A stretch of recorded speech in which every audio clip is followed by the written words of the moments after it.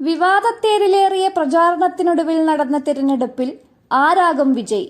UDFും NDAയും LDFും ഒരേ സ്വരത്തിൽ പറയുന്നു, പാലക്കാട് ഞങ്ങളെ ജയിക്കൂ.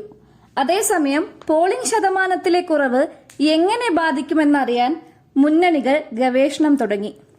12,000 മുതൽ 15,000 വരെ ഭൂരിപക്ഷത്തിൽ ജയിക്കുമെന്നാണ് UDFന്റെ വിലയിരുത്തൽ.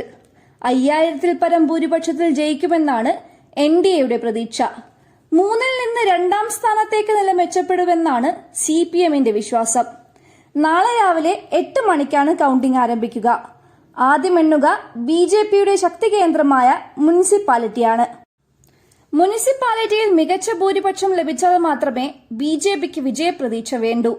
പിരായിരിയാണ് UDFന്റെ ശക്തി കേന്ദ്രം. ന്യൂനപക്ഷ വോട്ടുകൾ കൈവിടില്ലെന്ന വിശ്വാസത്തിലാണ് ഷാഫിയും കൂട്ടരും. CPMന്റെ കണ്ണുകളാകട്ടെ മാത്തൂരും കണ്ണാടിയിലുമാണ്. കഴിഞ്ഞ തവണ ലഭിച്ചതിനേക്കാൾ മികച്ച രീതിയിൽ വോട്ട് വർദ്ധിപ്പിക്കാൻ സാധിക്കുമെന്ന് LDF കണക്ക് കൂട്ടുന്നു.